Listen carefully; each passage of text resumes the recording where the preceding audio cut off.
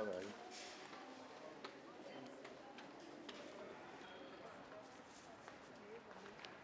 Banda. Ndio tunataka nini? Imetosha. Maybe you tell us more about the petition that you filed. We are here today in the High Court in Nairobi. We have filed a petition. And we have filed a petition which is aimed at addressing or bringing a solution to this country. We have filed a petition which is based on the threats by our colleagues in NASA, threatening that there's gonna be no election on 26th. And you know, when there's no election on 26th, I think this country will be moving towards uncharted waters.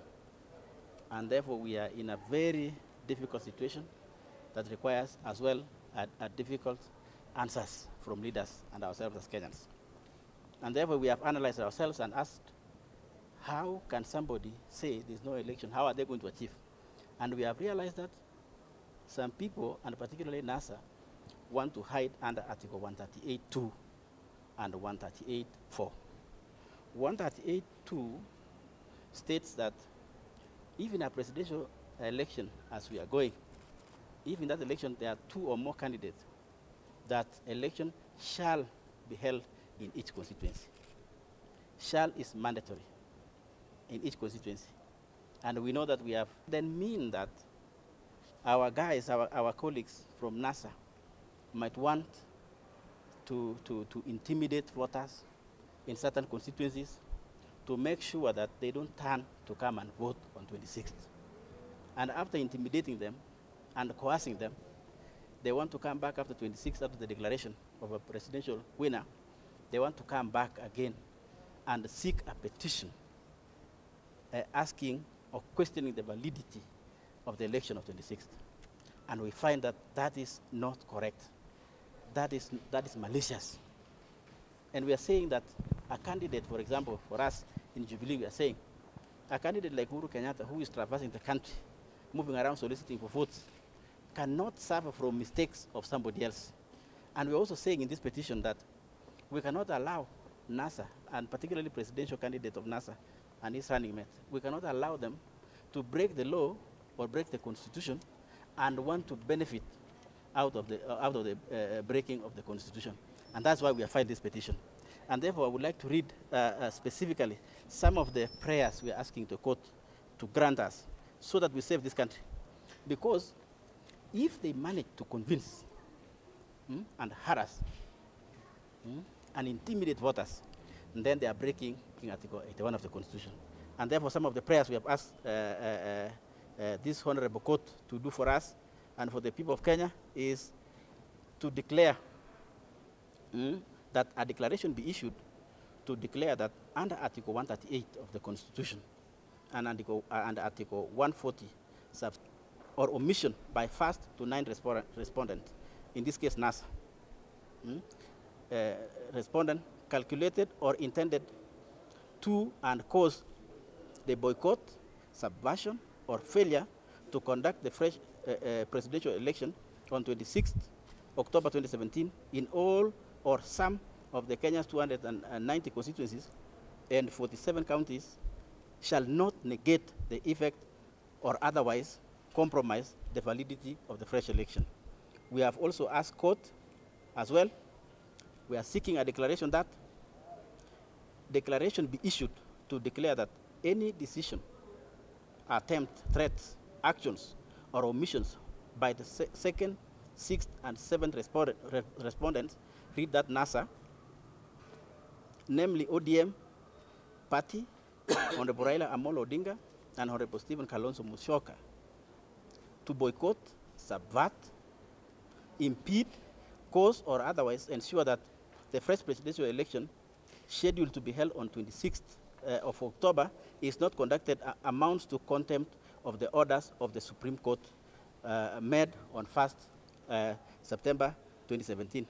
And we have also sought a prayer, very important, that a declaration be issued to declare that any decision, action or omission by the 6th and 7th respondent, particularly Raila and Kalonzo, to boycott, subvert, or otherwise ensure that the fresh presidential election will not be conducted on 26 October 2017, pursuant to Article 140, subsection 3 of the Constitution of the Republic of Kenya, and the orders of the constitute an illegality and treason with the meaning of Article 3 and Article 38, subsection 2 of the Constitution of the Republic, shall automatically render their nomination of the 6th and 7th, that is, Honorable Raila Odinga and Kalonzo Musyoka, under Article 10 of the, under the 10th respondent, cassette notice number 8751, dated September 2017. This country cannot be taken to a constitutional limbo. And therefore we have sought, among other prayers, the prayers we have indicated, because we believe that the threat by NASA cannot be taken for granted. They got last time 6 million votes. That's not a joke. It's a serious vote. And when they go and mobilize their supporters, either by intimidation, by coercion, to subvert the Constitution, that Honorable His Excellency the President of the Republic of Kenya, Honorable Uhuru Muigai Kenyatta, who is peacefully moving around and soliciting votes, shall not be punished by law of which he is obeying. That the law should punish the people who are agitating for the breaking of the law. And that is very important. So that we have this election on 26th, the President is declared, notwithstanding their threats. And we're asking Kenyans to support this petition and pray for this country. Because Kenya is for all of us, it's not for few people. And we are praying the court to expedite this process so that a declaration is made before 26, so that we save our country. Very simple and in very few words to support this petition by Honorable Kosing, that we cannot have some people have their cake and eat it. That you cause unrest, you cause violence, you cause an election not to be held, then you rush to the court to claim that there was violence. And you are the one who caused the violence. You are the one who caused unrest. And then you claim that the election was not held in a peaceful atmosphere, and therefore it was not constitutional. So we want the court to make a pronouncement that you cannot cause an illegality and use the same illegality to claim that the election was not constitutional. Because if we don't do that, we will keep on repeating these elections. Every time we conduct an election, the party that feels that it is inferior in terms of the number of votes that it can garner will cause an irregularity, will cause violence, will cause an event that will make the election to be unconstitutional, then rush back to the court and claim that the election was unconstitutional. So we would like the court to make a pronouncement on this particular matter so that we do not keep on doing an election in our country. We want to have this election done with. We want to move on and develop our country. We don't want to live our lives in courts because of reasons that we have caused. And therefore, I really support this petition, and I hope that our courts are going to make a pronouncement that will give us a way forward as a country.